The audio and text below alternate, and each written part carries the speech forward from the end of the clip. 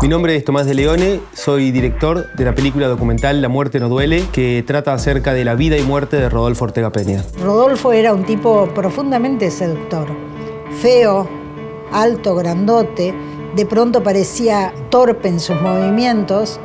Alegre, vital, que amaba la vida tremendamente.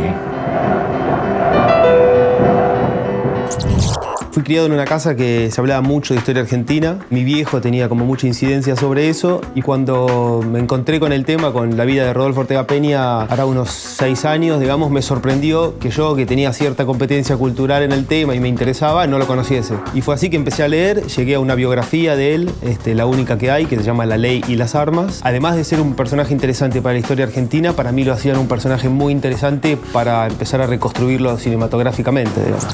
El documental se detiene sobre la vida de Ortega Peña, pero digamos el trasfondo de él es cómo fueron los años previos al golpe militar, digamos, y cómo fueron las distintas concepciones que las agrupaciones armadas y de militantes rasos, digamos, intentaban explorar y cómo reflexionaban acerca de la realidad, digamos.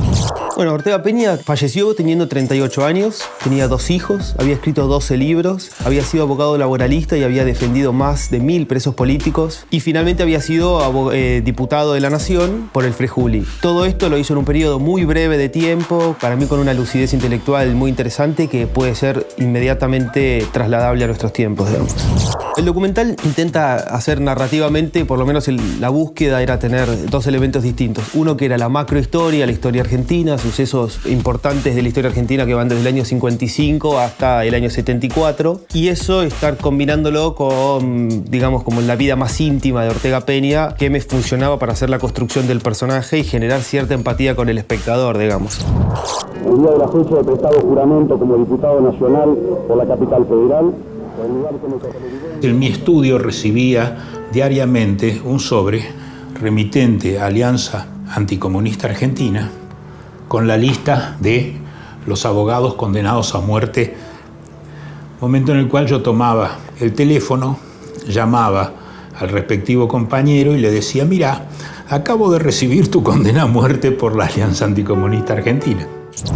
El asesinato de él tiene todo un carácter policial, es decir, le hicieron inteligencia, esa inteligencia nosotros la tenemos en archivo, lo siguieron, lo tantearon la noche antes en el Congreso, siguieron el auto hasta que finalmente lo matan. Toda esa reconstrucción de tipo policial tenía 2 cuestiones importantes. Una era la narrativa, cómo hacerla interesante ante un espectador, digamos, que por ahí no conocía la vida de Ortega Peña, pero que se interese en cómo la narrativa va avanzando. Y la otra era la cuestión ética, digamos, obviamente nosotros por acceder a la causa y por acceder a material de archivo, bueno, la cuestión ética de hasta dónde mostrar y hasta dónde no nos sirve, bueno, nos interesaban estas 2 cuestiones bastante. La experiencia fue caótica.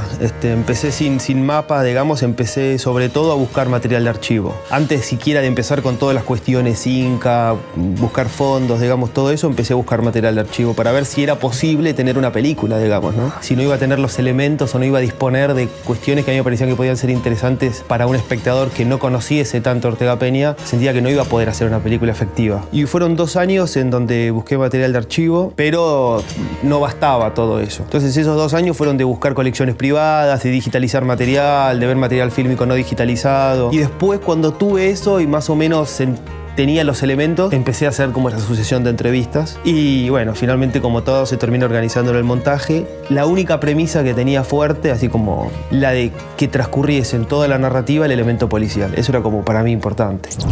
La respuesta del público fue ante todo emotiva, digamos. Para mí vos podés coincidir o no con la narrativa, digamos, ideológica que el documental traza, digamos. Podés coincidir un poco más en una cosa, un poco más en otra. Siempre el documental político tiene opiniones de todo tipo. Pero lo que sí fue medio contundente fue la cuestión emotiva. A pesar de que ya sabemos que lo asesinaron, digamos, ¿no? Pero cómo se va llegando hasta ese momento y la emotividad que podía generar eran 2 cosas que me interesaba, aún más allá de la cuestión política del personaje. El género lo veo bárbaro. Digamos, me parece que en los últimos años, realizadores como yo, digamos que no teníamos mucha experiencia, tuvimos la posibilidad de investigar, tuvimos la posibilidad de llevar a cabo proyectos. El documental también es muy interesante para formarnos, para mí. Más allá de la película en sí que hagamos, digamos, para mí fue absolutamente formativo realizar el documental. Estar en contacto no solamente con materiales propios de la película documental, sino estar en contacto con materiales propios de la realización cinematográfica. Y eso es totalmente trasladable a cualquier otra experiencia cinematográfica. Como toda curva, digamos, la producción empieza a tener como nuevos y muy buenos exponentes en Argentina.